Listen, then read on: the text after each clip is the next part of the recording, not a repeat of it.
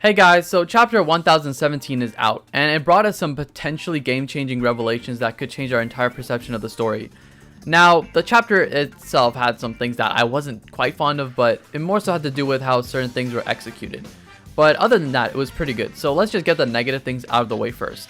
Alright, so at the beginning of the chapter, I'm not sure why Oda decided to waste an entire page on this Queen and Tama interaction. It feels unnecessary and doesn't really provide anything of substance to the story or move the plot forward, so at least to me, it felt really random, especially how we changed to a different location literally like the page later, which ultimately I think did hurt the pacing, at least for me. Whenever you write something like a story, my philosophy is that whenever you're writing and you could take out a moment and lose nothing from the actual story or the content that comes after it, then it shouldn't be there in the first place, and I think this is one of those instances where it wasn't really necessary and we could have, gone on by the chapter without it. Now, as expected, Tama uses her power to change the tide of battle by adding a large portion of Kaido's gifters to the Alliance's numbers by converting them via her Kibidongos. I'm sure we all expected this, as it was theorized even way back when she was first introduced, so it shouldn't come as a surprise to anybody, but I can't help but feel disappointed, There was so much potential for Tama's character at the beginning of Wano, but right now, she's being delegated to being used as a plot device and nothing more. That is, if this is the only role that she'll be serving in this battle, which for now it seems to be the case. We do get to see some of the more prominent gifters that we've been seeing sprinkled around through the raid, like Briscola, Hamlet, and Poker, so at the very least they're not just some random one-note characters that Oda created for no reason. Beyond that, we have Zorro, who will be coming back into action, and oh boy, okay, as much as I'm glad that he is, I'm glad he's coming back, but the way in which this was handled was by far my least favorite part of the chapter. Like, I don't know if I should laugh or cry. What the fuck is this, dude? A super recovery drug that we've never heard about? Oda, what are you, are you serious? No, don't give me the, oh, but it was foreshadowed in Zoe in this tiny ass panel. You should have expected this. No, shut up. Now, I realize that people don't like me talking negative about a series they love. But trust me, I love One Piece. I really do. It's my favorite series of all time. I love it just as much as everyone else, if not more. But please, throw your bias away for 1 second and look at the bigger picture. This is not good writing, no matter how much panels of foreshadowing you show. And in this case, it wasn't even explicit. For comparison's sake, let's just give an example of a similar situation that was written much better but led to essentially the same result. Luffy and Ivankov in Impel Down. Firstly, before Luffy got poisoned by Magellan, Bon Clay had mentioned Ivankov the miracle worker.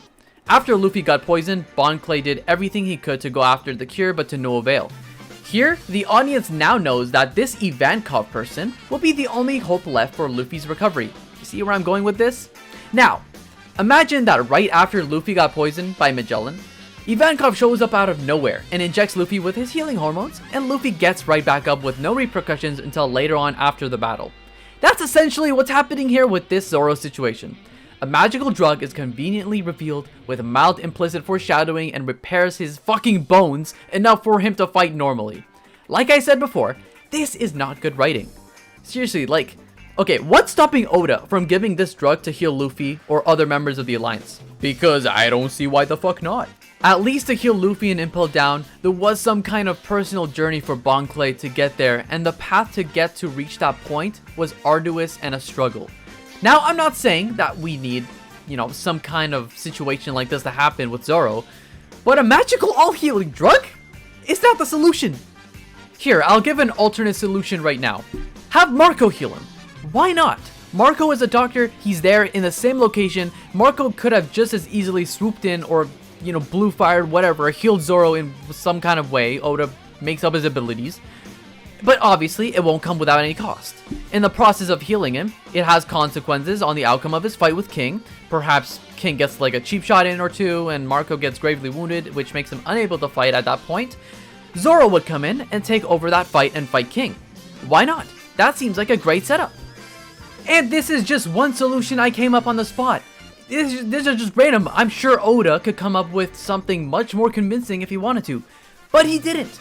A magical drug. That's what we're getting. Great. Well, fortunately, that's where a large portion of my criticism ends, because the rest of the chapter I thought was really good. So let's just move on from that.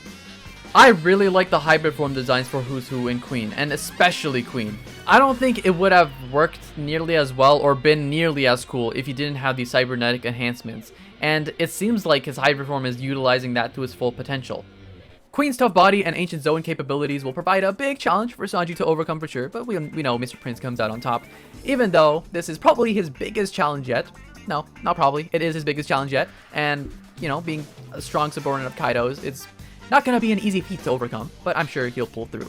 But not only that, Queen also has a wide arsenal of attacks and tricks due to his enhancements, so they can catch Sanji by surprise if he's not careful. But he does have the best observation haki of the crew, outside of Luffy, or maybe even on par with Luffy. Well, base observation haki anyway. So I'm sure that Sanji will figure out a way to come out on top. Whether he can kick Queen hard enough to actually severely damage him is the real question. We also got some concrete information about Queen's past and how he used to be part of Judge's science group with Vegapunk, and we actually got a name for that, which was Mads. Immediately, when I read that, I just thought of Mad Scientists, which was quite fitting.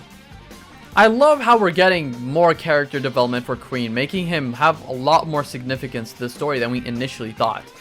Wish I could say the same for another certain commander. I'm sure he'll get his time to shine too, though. Oh, right, and I forgot to mention this earlier, but we also got to see the new side effects of the Rumble Ball that Caesar had enhanced, and it's not what I expected. Much like Luffy using Gear 3rd pre-time skip, Chopper deflates into a mini version of himself. Somehow, Oda managed to make Chopper even cuter. You know what that means? Supremo! Play the snare! We're going to...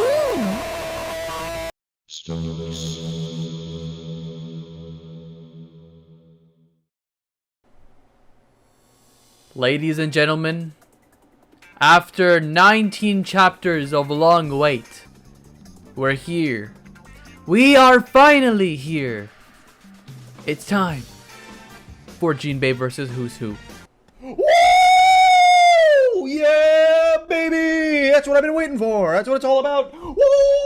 The fight we have all been waiting for.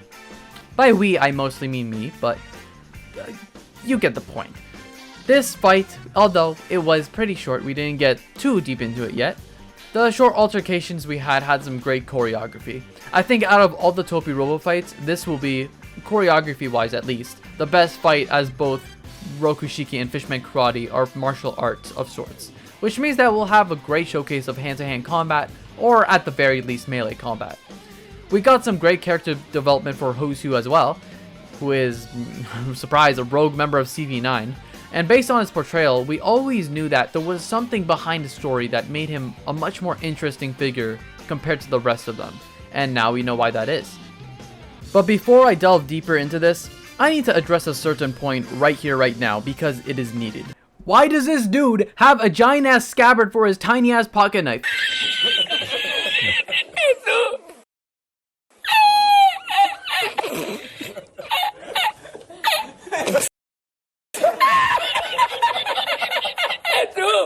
Well, anyway, I'm kind of getting sidetracked here. Let's go back to the actual Who's Who important stuff. Pause the video. Okay, so I reread a couple chapters, and I went back to chapter 1014, and I actually realized that Who's Who does have a longsword with him. So, I don't know if it's some kind of mistake by Oda for giving him that tiny knife, or if he wanted to switch it up for some reason. But Who's Who did have a longsword when he was fighting Jinbei. But it was kind of obstructed by the text bubble. But I'll put it up on screen, and you can see it there, clear as day. There's a blade and everything. So Oda changed it for whatever reason. I just thought it was worth pointing out. Now, in chapter 421, where it was Eni's lobby, Lucci has a piece of dialogue that is quite interesting, where he says that he'd like to tell a certain idiot about him. Him, obviously referring to Luffy. And at the time, the most logical answer to who Lucci was referring to was Spondum. But now with this newfound info, this detail is much more ambiguous, because Lucci's statement referring to Who's Who is given further credence by the fact that Who's Who actually has a connection with Luffy via the Gomu Gomu no Mi. Hence why Lucci would be referring to Who's Who there. Now, I'm not saying that this is a fact or anything, I'm just saying this is something interesting to speculate upon, and it's not so one note that he's referring to Spondum in that situation, although I do think it's more likely that it is just Spondum. But I saw something even more interesting than that. In Robin's flashback, we see Spondym's father, Spondine, who used to be the director or former director of CP9. But I want you to bring your attention to the figure sitting in the back of this panel. Do you notice anything? Now, you might be thinking that I'm implying that this is Who's Who, but you'd be wrong, because obviously this isn't Who's Who, as around the time of this flashback, he'd only be 18 years of age. But knowing his history now, what if that is Who's Who's father? Physically, they have some common or similar traits, like their lips, and in the anime, they even have the same or similar hair colors. I just thought this possibility was worth pointing out. Now apparently, Who's Who used to be a prodigy just like Lucci in the past. They're both cat-type Zoans too, so I'm sure they had some sort of rivalry going on, but this gives us a clear indication, or not clear, I shouldn't say clear, it gives us some indication of Who's Who's power level compared to all the other Toby Roppo. It seems like he is the Rob Lucci of the Toby Roppo, meaning that he is a cut above everybody else in terms of strength, just like how Lucci's Doriki, which is the estimate power level that Fukuro was able to sense in Eni's lobby, is a cut above everybody else. Although, if we do take everything into consideration, he might actually even be stronger than Lucci, merely based on the kind of hardships he was forced to go through after, escaping prison and everything. Not to mention that right now, Who's Who is part of the Beast Pirates, and, being part of that group means that he has continuous battles and altercations, as the pirate group itself is built upon the basis of strength, and whoever is the strongest has the highest power, position, or authority. I have no doubt in my mind that Who's Who has taken a go at challenging a Calamity or two for the positions, and with every fight he had to have grown stronger. All this, and we're ignoring the fact that the biggest difference between he and Lucci is that Who's Who is an ancient Zoan user, giving him a far bigger advantage compared to him. The most intriguing part with Who's Who is at the end of the chapter though, where he reveals that he was arrested because he failed to guard the Gomu Gomu no Mi. I was left speechless for a couple seconds there, because I don't even know what to think of this. It has some huge implications for the future and the past of the series. I'm trying to still wrap my head around what this whole thing really means. If they put a member of CP9 to guard that fruit, it means that this mission was secretive, which would explain why nobody brought it up until now. But I don't exactly know how to feel about this, because I've always wanted the Gomu Gomu no Mi to be an ordinary fruit with no real significance. But it seems like that won't be the case, because obviously it was deemed important enough for the government to guard. But now the question of why remains. Remember that Lucci failed to hand Robin or Frankie over to the government. He got beaten by Luffy, and one of the great government facilities, Eni's lobby, got destroyed in the process. And yet he still got promoted to a member of CP0, but Who's Who was locked away for failing to guard a mere devil fruit, which, as far as we know, had no big significance until now. Granted, we don't exactly know what transpired to Lucci for quite a large body of time, because he was on the run for a while, but the point still stands. Now, this is a clear indication that the Gomu Gomu no Mi is no ordinary fruit. I think it has a higher status among the world, like Law's Opi Opi no Mi.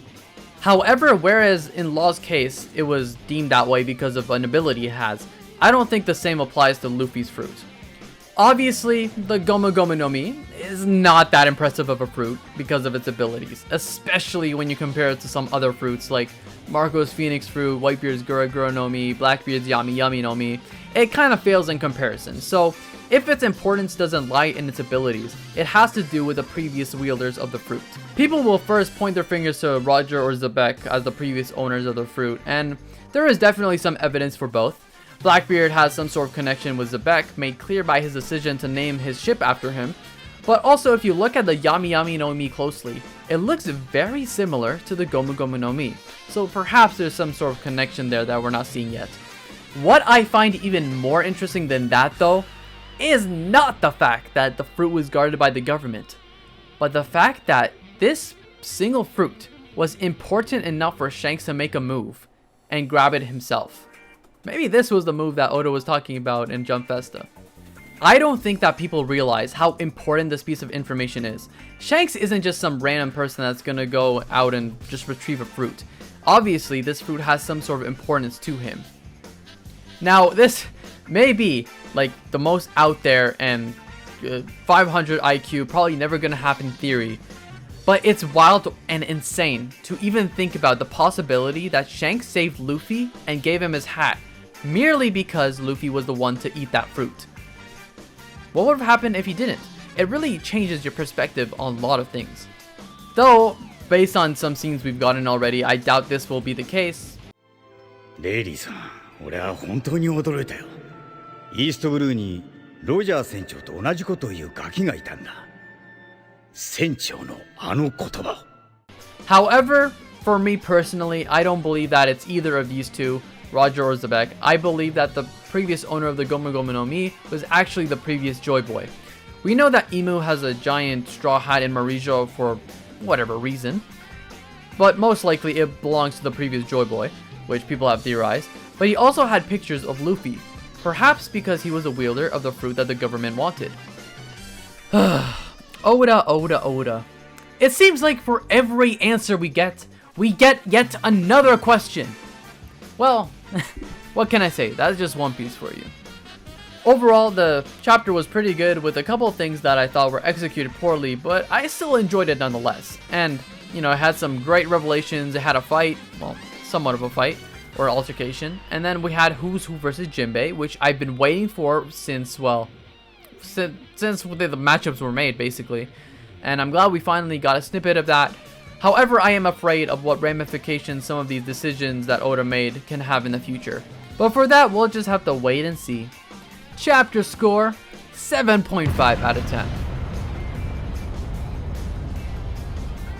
If you liked this video, go down and hit the like button, subscribe to the channel for more content like this in the future, and I will see you all very, very soon.